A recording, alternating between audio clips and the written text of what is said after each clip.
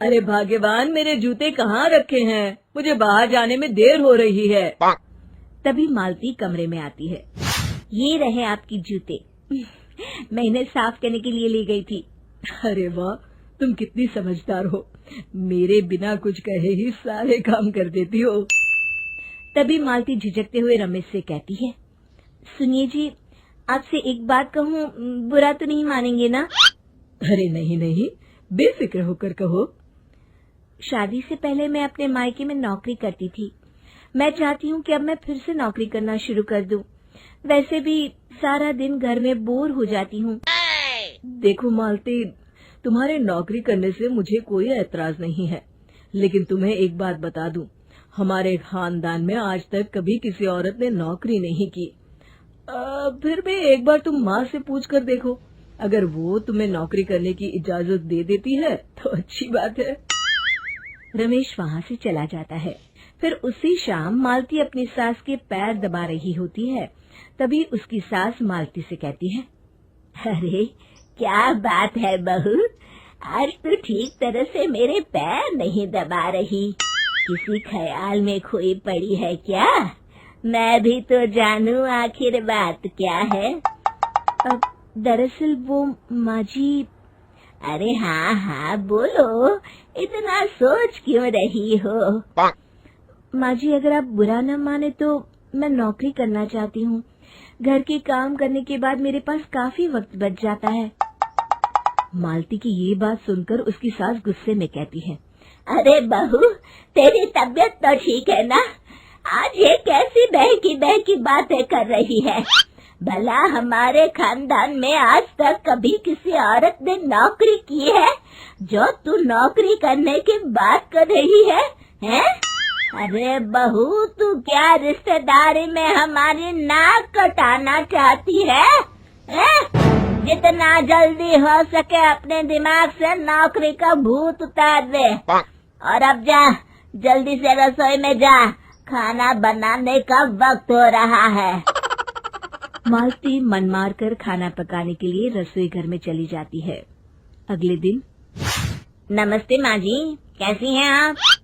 अरे आओ आओ दिवाकर बेटा, बैठो, मैं तुम्हारे लिए चाय मंगाती हूँ। बहू, जरा एक कप चाय तो लेती आना। फिर दिवाकर एक फाइल खोलकर मालती की सास के सामने रख देता है। ये देखिए माँ जी, ये है पिछले महीने का हिसाब और ये रहे मुनाफे के रुपए। एक बार हिसाब देख लीजिए और इन कागजों पर अपने दस्तखत कर दीजिए। अरे दिवाकर बेटा, मैंने भला आज तक कभी तेरा हिसाब देखा है जो अब देखूंगी? ला बता, कहाँ दस्तखत करूं? तभी मालती चाय लेकर वहाँ आ जाती है और अपनी सास को बिना कागजातों को पढ़े इस तरह लापरवाही से दस्तखत करते हुए देखकर हैरान रह जाती है। अच्छा माँ जी, अब मैं चलता हूँ, फैक्ट्री में बहुत काम है। फिर दिवाकर वहाँ से चला जाता है। कुछ दिनों बाद मालती बाजार में कुछ सामान खरीद रही होती है। तभी एक बूढ़ा आदमी उसे आवाज देता है, अरे मालती बेटी, कैसी हो? मुझे पहचाना? मैं तुम्हारी कंपनी में मुनीम का काम करता हूँ। हाँ चाचा जी, मैं आपको बिल्कुल पहचानती हूँ। कहिए, कैसे हैं आप? मैं तो ठीक हूँ। कंपनी में कुछ भी ठीक नहीं चल रहा, यहाँ तक कि हमें ठीक वक्त पर तनख्वाह भी नहीं मिलती। ये आप क्या कह रहे हैं? अब क्या बताऊँ, आप लोग तो कभी हिसाब किताब देखने दफ्तर आते नहीं। मेरी मानो तो एक बार आप लोग दफ्तर आकर सारा हिसाब किताब देख लो, आपको असलियत पता चल जाएगी। अच्छा बेटी, अब मैं चलता हूँ, देर हो रही है। फिर वो बूढ़ा वहाँ से चला जाता है। वहीं दूसरी तरफ मालती घर पहुंचकर अपनी सास को सारी बात बताती है। तभी वहाँ रमेश भी आ जाता है, लेकिन मालती की सास मालती की किसी भी बात पर विश्वास नहीं करती। तभी रमेश कहता है, अरे माँ, बिना आग के कभी धुआं नहीं उठता। जब मालती इतना कह रही है तो हमें एक बार दफ्तर चलकर देख लेना चाहिए। वैसे भी हम लोग काफी दिन से अपने दफ्तर नहीं गए हैं। इस तरह किसी एक आदमी के भरोसे काम छोड़ना मुझे भी ठीक नहीं लगता। अगले दिन वे सभी अपने दफ्तर पहुंचते हैं और सीधे दिवाकर के कैबिन में जाते हैं। अचानक सबको एक साथ देखकर दिवाकर चौंक जाता है। अरे माँ जी, आप सब लोग अचानक यहाँ कैसे आ गए? अगर कुछ काम था तो मुझे एक फोन कर दिया होता, मैं आपके घर आ जाता। तभी मालती की सास कहती है, अरे दिवाकर बेटा, आज मैं हिसाब देखने दफ्तर आई हूँ, जरा मुझे पिछले 6 महीनों का हिसाब दिखाना तो बेटा। दिवाकर घबराते हुए हिसाब की फाइल मालती की सास को देता है। मालती की सास फाइल लेकर मालती को देती है और कहती है, ले बहू, देख ले हिसाब। मालती फाइल को बड़े गौर से देखती है और अगले ही पल उसे सारी गड़बड़ी समझ में आ जाती है। वो अपनी सास से कहती है, माँ जी, मुनीम चाचा बिल्कुल सही कह रहे थे। हमारी कंपनी में पिछले 6 महीनों में जितना मुनाफा हुआ है, हमें उसका आधा पैसा भी नहीं मिला।